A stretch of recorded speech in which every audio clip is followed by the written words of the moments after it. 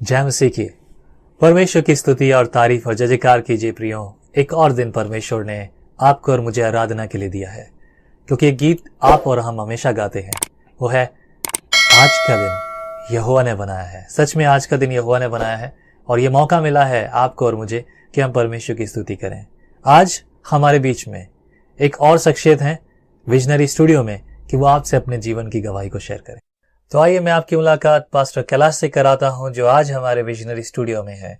Pastor Kailash, आपका बहुत बहुत स्वागत है विजनरी रेडियो में। और परमेश्वर का अनुग्रह ये है कि विजनरी श्रोता आज आपके द्वारा परमेश्वर के उस कार्य को जो आपके जीवन में परमेश्वर ने किया है सुनेंगे।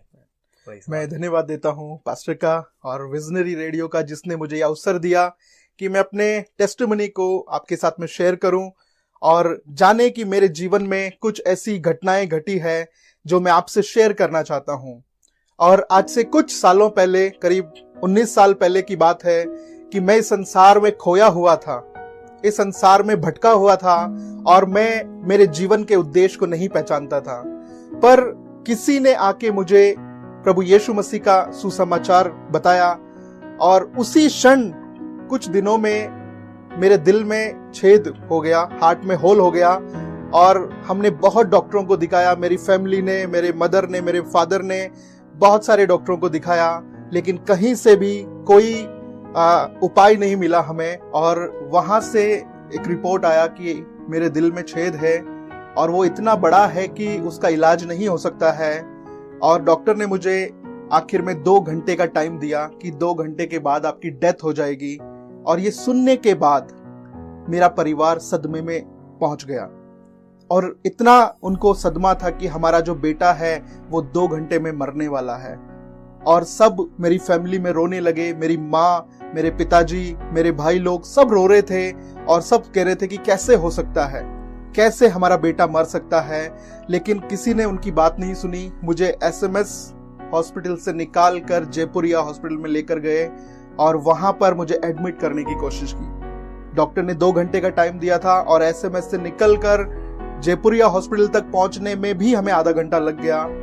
वहां जाकर हमने जब डॉक्टर से बात की तो उन्होंने कहा कि आपने एसएमएस से निकाला है तो हम इसे ले नहीं सकते हैं। बहुत मुश्किल था क्योंकि मैं मर रहा था। मुझे मालूम था कि मैं मर रहा हूं, मेरी सांसें बंद हो रही थी, मेरा दिल जो है वो मुझे मालूम चल रहा था कि धड़कना कम हो रहा था धीरे धीरे, और मैं सांस अंदर ले पा रहा था लेकिन बाहर नहीं छोड़ पा रहा था। इससे मेरे सारे फेफड़ों में छेद हो गए थे, पूरे फेफड़े डैमेज हो गए थे।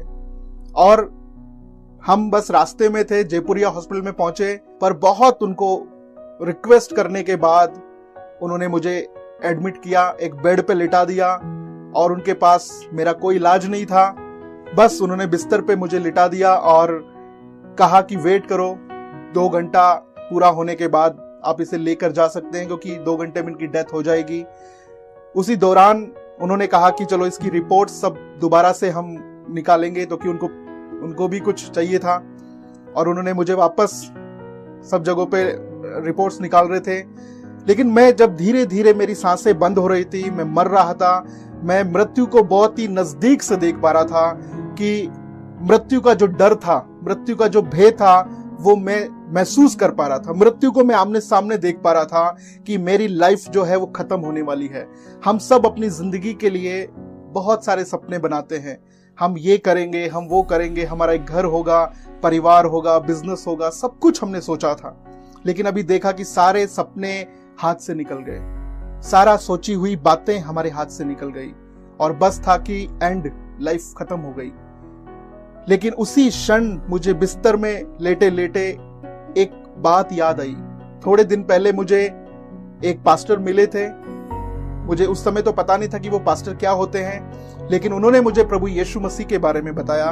उन्होंने कहा कि जीवन और मृत्यु केवल यीशु के हाथ में है। मैं बेड पे लेटे लेटे मैंने पुकारा कि इस संसार में अगर कोई यीशु मसीह नाम का परमेश्वर है तो मुझे बचा ले। सब कुछ कर लिया था हमने, मेरी फैमिली वालों ने सब कुछ कर लिया था। जहां जहां लोगों ने बताया कि आप यहां चले जाओ, वहां चले जाओ, यहां पर इतना पैसा किसी बाबा के पास चढ़ा दीजिए, कुछ इतना चढ़ावा दे दीजिए, कोई बोल रहा है अजमेर चले जाओ, कोई बोल रहा है जोधपुर चले जाओ। सब कुछ करने के बाद भी निराशा ही हाथ थी। लेकिन उस बिस्तर पे लेटे लेटे मुझे याद आया कि एक पास्टर ने कहा था कि यीशु मसीह आपको मृत्यु और जीवन से बचा सकता है।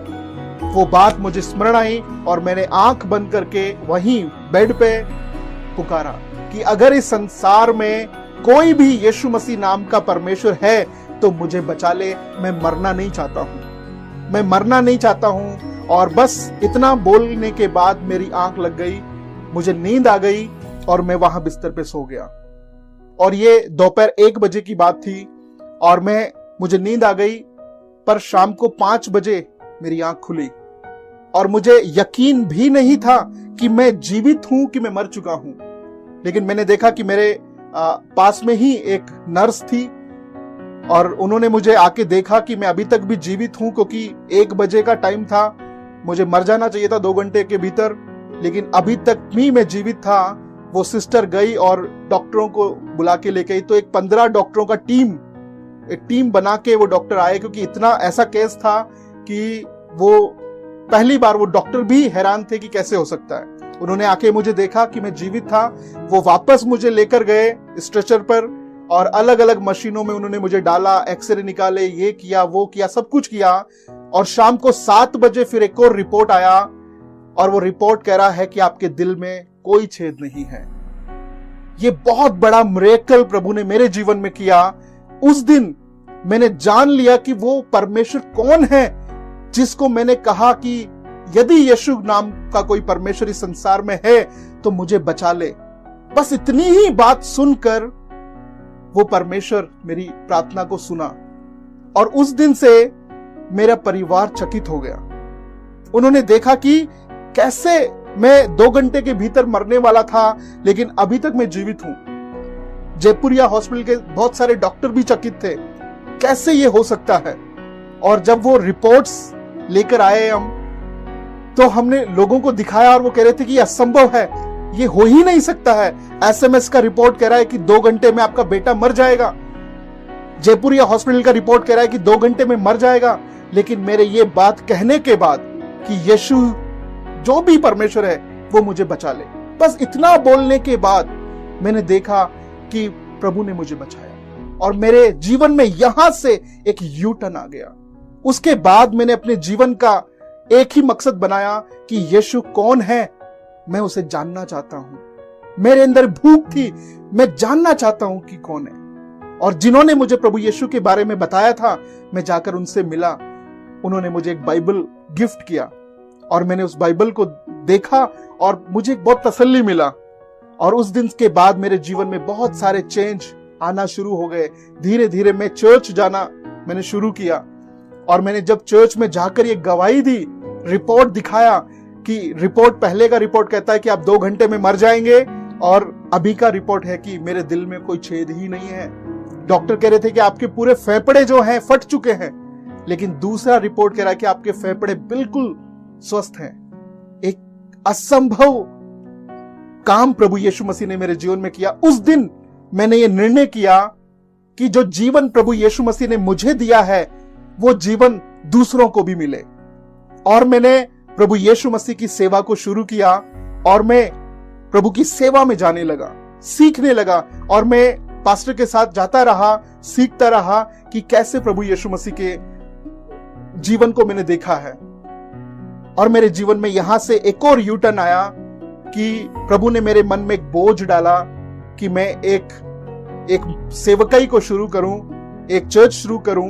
और प्रभु ने मेरे मन में ये बोझ डाला। तो 2013 में हमने ग्रेस फेलोशिप चर्च का शुरुआत किया और उस समय पे मेरे पास 50 रुपया भी नहीं होता था कि मैं मिनिस्ट्री में जा सकूं, अपनी बाइक में पेट्रोल डाल के मैं जा सकूं। तो मैं फुल टाइम सेवा करना चाह रहा था, सब कुछ अपना जॉब छोड़कर। तो एक भाई थे जो पेंटिंग का काम करते थे। मैंने उनसे रिक्वेस्ट किया कि अगर मैं कोई फुल टाइम जॉब करूंगा तो मैं सेवा नहीं कर पाऊंगा। तो मैंने उनसे रिक्वेस्ट किया कि आप मुझे पेंटिंग का काम करने दो, मैं 2-3 दिन काम करूंगा और फिर जाके उस पैसे से मैं सेवा करूंगा।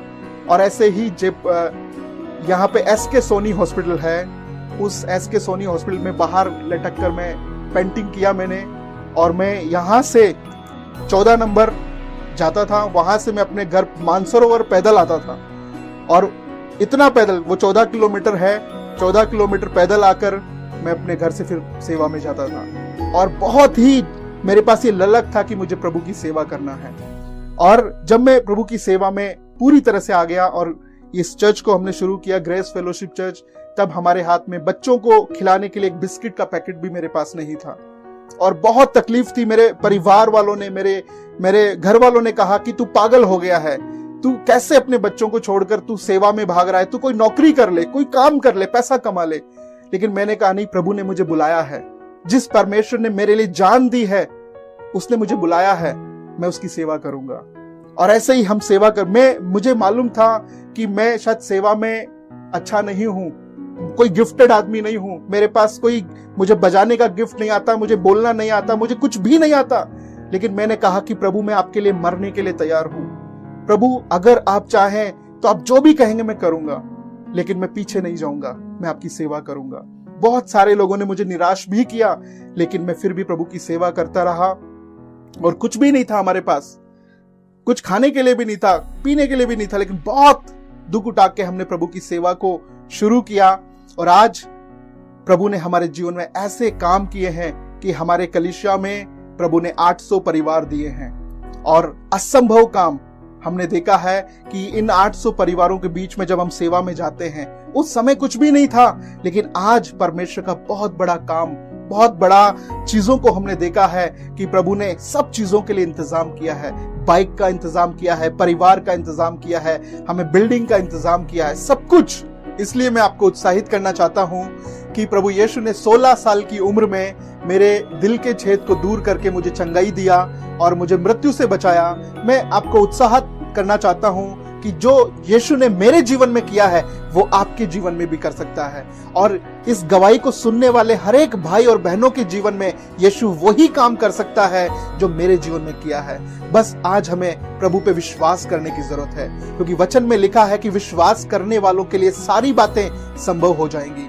जब हम विश्वास करते हैं, हम परमेश्वर को परखते हैं, और प्रभु कह रहा है कि तुम मुझे परख कर देखो। और जब हम परमेश्वर पे विश्वास करते हैं, उसके वचन पे विश्वास करते हैं, और हम देखते हैं कि ऐसे द्वार खुल जाते हैं, ऐसे नए रास्ते खुल जाते हैं, और प्रभु यीशु मसीह स्वयं आपके जीवन में आकर, आपके घर में आकर वो काम करते हैं, और वो आपके जीवन से हर एक बीमारी को, हर एक परेशानी को, हर एक दुखों को वो निकाल देंगे। और यीशु मसीह आपसे प्रेम करते हैं। याद रखें, यीशु ने कहा है कि मार्ग, सत्य और जीवन मैं ही हूं। हम यीशु पे विश्वास करें और उसके वचन पे विश्वास करें, और हम प्रार्थना करें, और नित्य हम प्रभु के मार्गों में चलें। जय मसीह की।